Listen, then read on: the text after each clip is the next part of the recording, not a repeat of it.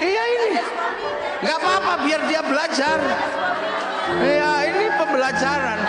Biar nanti pulang ngomong sama suaminya, kata Kiai, saya ini sawah, saya terima ditanami, tapi tolong dong airi dan kasih kesuburan. Gitu. Perempuan itu sawah, kalau lagi ditanami nggak boleh dibakar, maka perempuan nggak boleh dimarahi, harus dikasih sayangi. Lo bener. Lo iya, kalau perempuan dimarahi emosi. Kalau emosi jantungnya ini di bawah payudara, jantungnya panas, payudaranya mendidih. Air susu nih ibarat santan blondo, diminum bayi beler. Makanya kalau teteknya nggak sehat, bayinya bengek. Maka ada istilah tetek bengek. Loh ini bengek. Loh ini harus benar-benar ditanam dulu. Karena kalau ini tidak selesai, maka urusan yang lain tidak selesai. Karena tanaman ini yang menentukan masa depan bangsa. Almar'atu imadul bilad, idza saluhat saluhal bilad, idza fasadat fasadal. Perempuan ini tiang negara karena melahirkan anak. Lah, anak itu adalah kelanjutan estafeta manusia memikul bangsa dan negara. Nanemnya harus kuat, maka sawahnya harus subur. Maka kalau dimarahi biasa aja laki-laki itu. Laki-laki nggak boleh marah, kalau perempuan marah biasa. Iya. Lah iya, marahnya perempuan itu kan buang sampah. Dan laki-laki itu tempat sampah. Makanya kalau sampah lagi dibuang, tempat sampahnya jangan ditutup. Kalau ditutup sampahnya dibuang ke tetangga. Kita pusing weanan sama tetangga. Karena ternyata laki-laki itu lebih mencintai istrinya daripada anaknya. Dia, laki-laki manapun pasti lebih mencintai istrinya daripada anaknya. Survei membuktikan. Loh, laki-laki pulang kerja, anaknya di pangku tetangga. Terima kasih. Ya. Lu pulang kerja, anaknya tiba-tiba digendong tetangga. Terima kasih. Coba kalau yang di pangku istrinya. Wah, lo ini membuktikan bahwa laki-laki mencintai istrinya. Senggol bacok. Lo makanya kan ada cerita ja'arajulun ila Umar bin Khattab. Ada laki-laki datang ke Sayyidina Umar. Itu nggak disebut, ternyata Abu Dzar Al-Ghifari. Abu Dzar Al-Ghifari itu kepala suku, panglima perang, tapi istrinya cerewetnya luar biasa. Sampai ini apa, Sayyidina Abu Dzar itu, ya Allah aku kurang apa, udah ganteng, kaya, kepala suku, panglima perang, punya istri satu, cerewetnya gini, awas tak tukar tambah aja. Tapi sebelum tak tukar tambah, tak konsultasi sama Sayyidina Umar. Sayyidina Umar ini kan keras-kerasnya laki-laki. Nah Sayyidina Umar gak ada yang berani baca Quran aja, gak ada orang berani denger. Sayyidina Umar kalau baca Quran Bismillahirrahmanirrahim, Alhamdulillahirabbil alamin. Sayyidina Umar kalau yang Bismillahirrahmanirrahim, kenapa tadi nggak bilang Allah? Nah berarti nggak cocok, memang keras-keras. Bismillahirrahmanirrahim.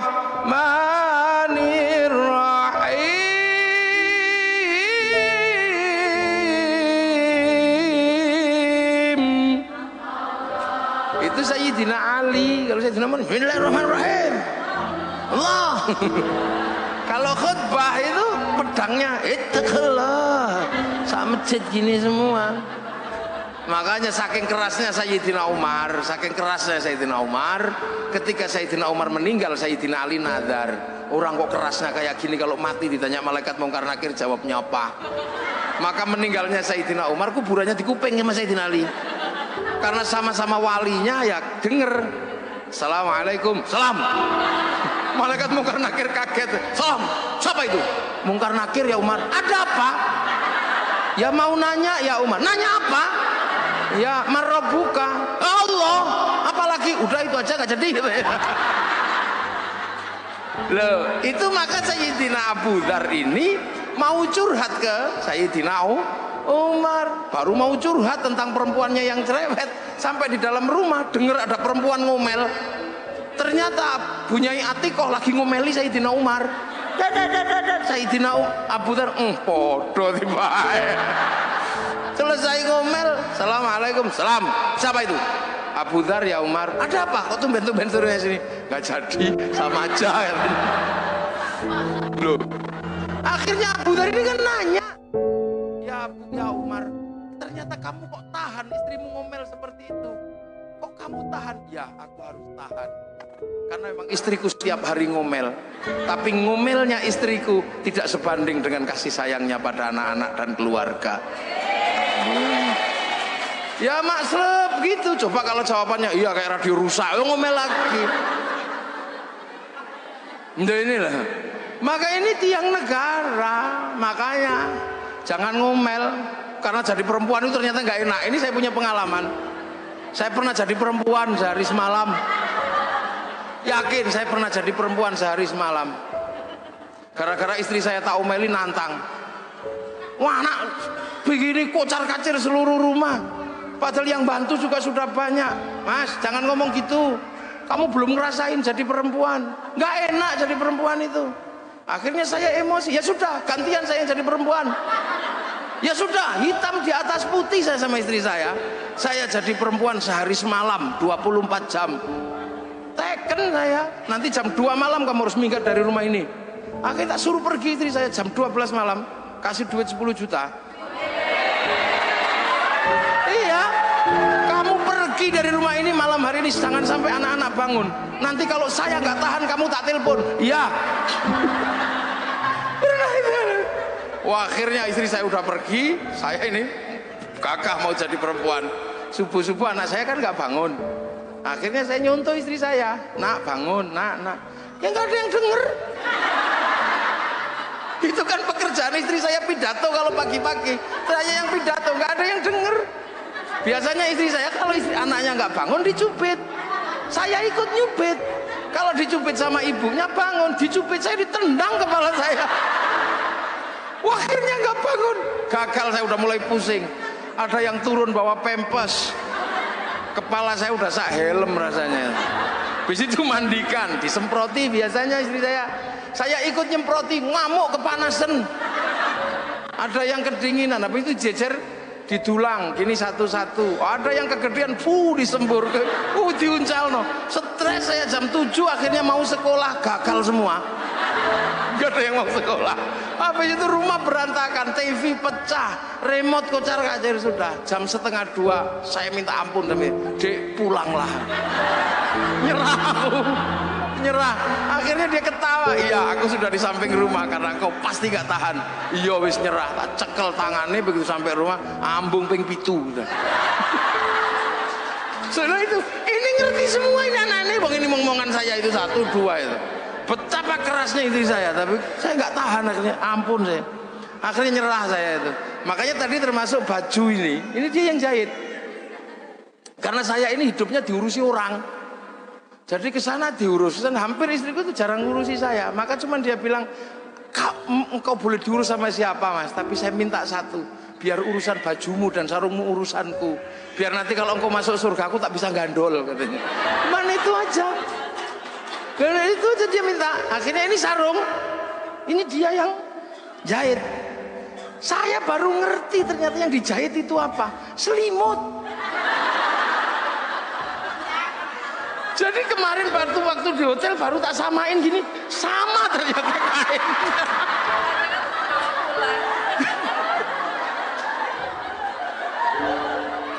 Jadi dia punya kebiasaan beli selimut untuk digelar di ranjang itu. Nanti setelah itu dia cuci, terus dijadikan sarung ini katanya.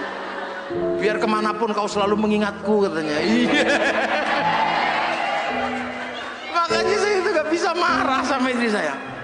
Sekali saya marah itu kapok saya, dia marah kapok saya. Dandan yang cantik ya mas, karena pagi nanti kawinan santri, gak boleh kau kalah cantik. Dandan habis subuh, jam 7 keluar rumah menurut saya udah paling cantik. naik mobil di depan, samping ini sopir santri namanya Arifin, anak saya di belakang sama istri saya di depan. Tak lihat dari spion, oh cantiknya. Tapi begitu sampai di perempatan lampu merah, ada perempuan cantiknya luar biasa. Murid saya nyeronong, ya Allah, ayune taiku. Dari belakang saya lupa dicubit, itu sakitnya luar biasa. Itu kayak tang. 3 tahun yang lalu saya masih kerasa sampai hari ini sakit-sakitnya. Sambil ngomel nangis itu bedaknya rusak. Dasar mata laki-laki.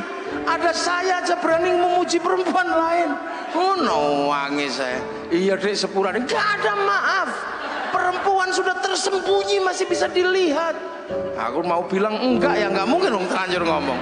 Akhirnya saya dengan gaya laki-laki, iya dek, saya memang tadi melihat perempuan cantik di dalam mobil yang tersembunyi itu. Iya mata laki-laki, iya karena aku laki-laki. Perempuan cantik dimanapun yang tersembunyi sekalipun aku pasti tahu. Karena kalau aku nggak mampu melihat perempuan yang cantik dan tersembunyi, mana mungkin dulu aku menemukanmu.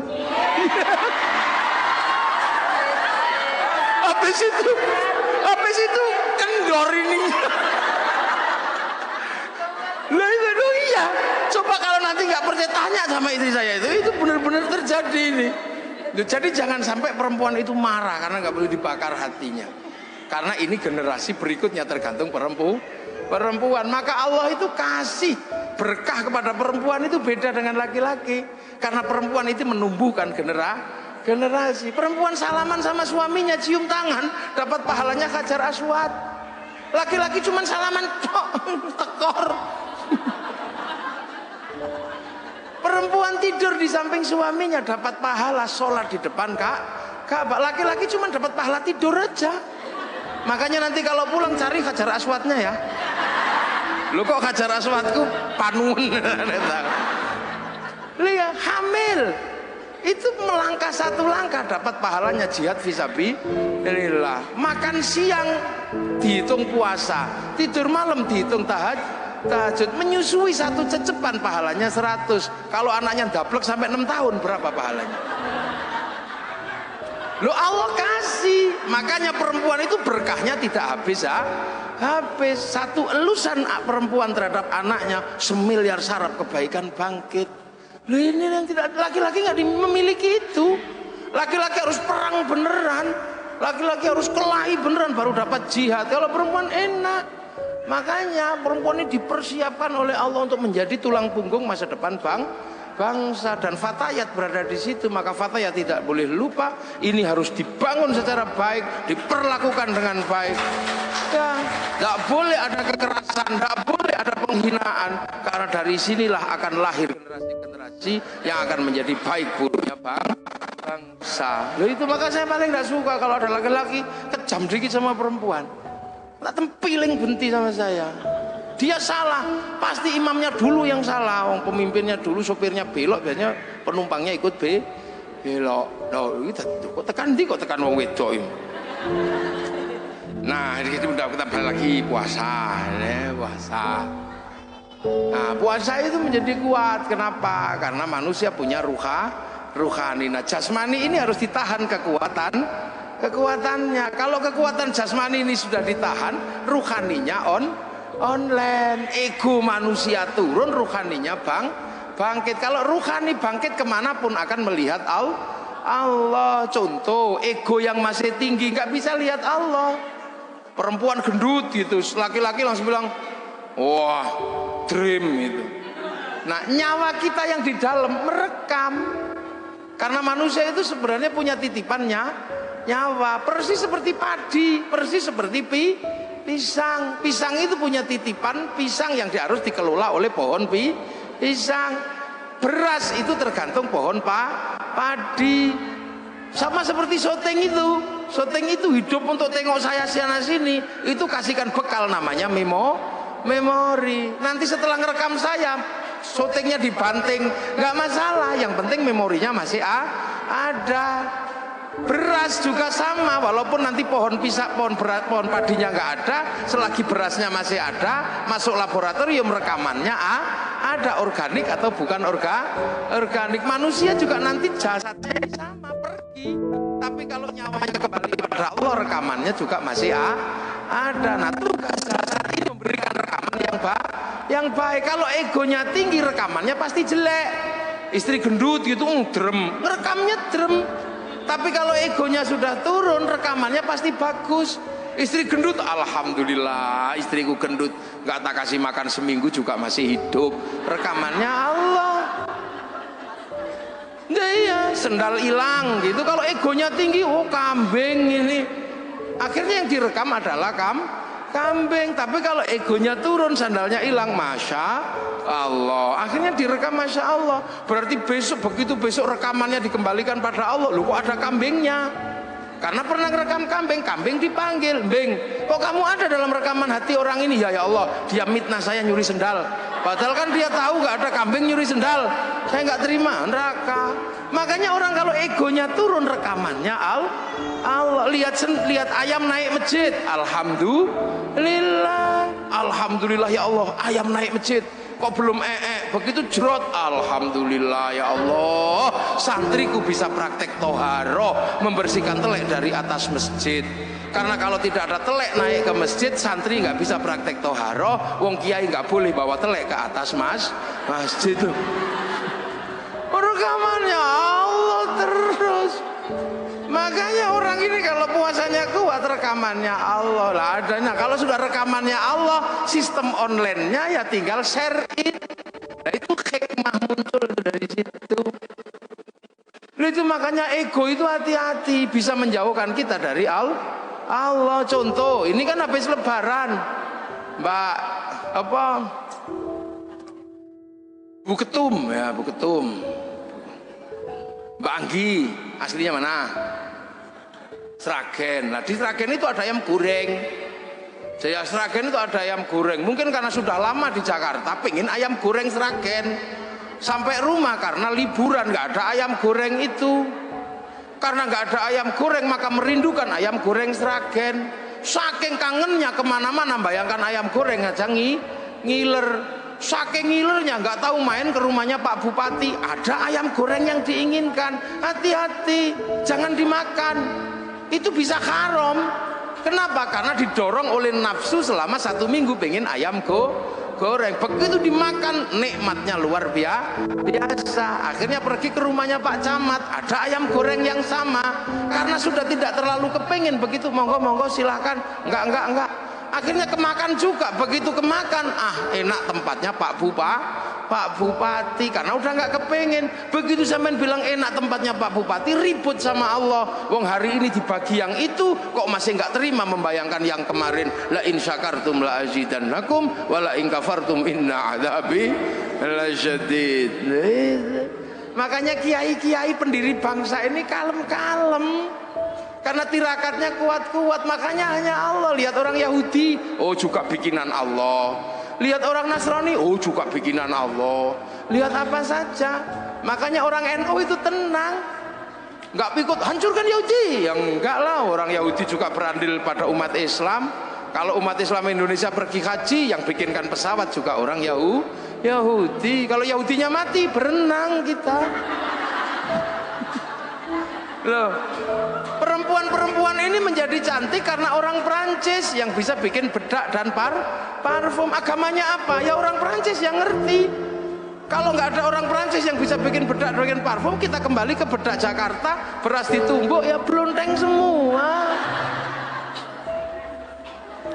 Nah, itu makanya Rasulullah cuma menyatakan mayuridillahu bihi khairan yufaqihu fiddin. Siapa yang dikehendaki baik oleh Allah dikasih ngerti urusan agama. Khairan di situ nakiroh. Khairan itu kalau nakiroh maknanya khairan kamilan, kebaikan yang sempurna. Manusia nggak sempurna, maka nggak mungkin punya kebaikan yang berdiri sendiri. Contoh sekarang yang paling baik siapa? Tadi Kiai Said. Begitu Kiai Said pergi, yang paling baik siapa? Saya. Lihat, saya yang paling baik, dikasih mic ngomel sesukanya enak karena paling baik. Tapi saya nggak boleh ngomong paling baik, sebab kebaikan saya menjadi ada di sini karena Mbak Anggi bikin acara fatayat. Kalau nggak ada acara fatayat, saya nggak terlihat baik di sini. Nah, kalau sudah baik seperti itu, siapa yang baik? Ya ribut kata Mbak Anggi, ya saya. Kata kata saya, ya saya kalau saya nggak datang jelek acaramu mbak, ya gitu. Jadi itu baru dua udah ribut kebaikan itu. Apalagi kalau sampai ikut-ikutan. Kami yang paling baik. Karena kalau kami nggak ada di sini semua, yang ada cuma di atas, cek sound.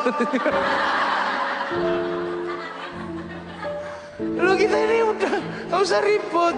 Kita indah makan ini saja sudah Allahumma barik lana. Kenapa bukan barikli kok barik lana? Karena urusan makanan itu melibatkan banyak orang. Yang nanam siapa, yang masak siapa, yang bikin sabluk siapa, yang bikin api siapa, yang bikin bumbu siapa, yang ngulek-ngulek siapa, yang bikin cobek siapa. Kita nggak pernah tanya, jangan-jangan cobek yang dibikin waktu membikin kekurangan air dikencingi. Kita juga nggak ngerti.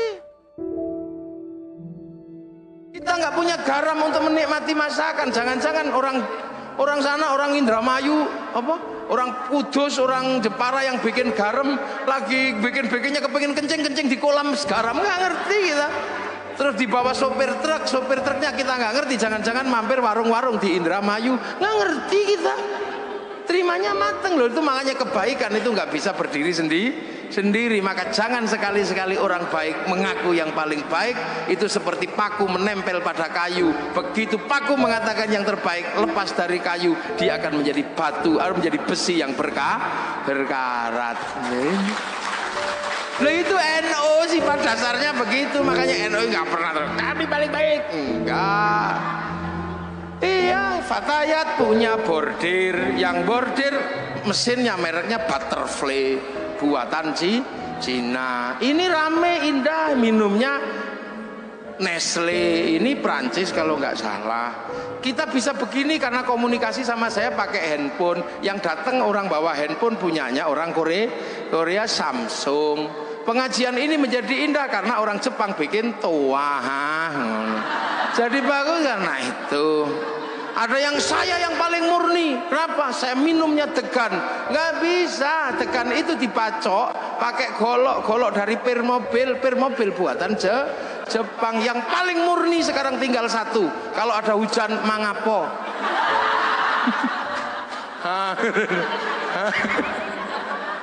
Loh, sifat dasar NU dan Kiai itu seperti itu. Maka jangan salah paham.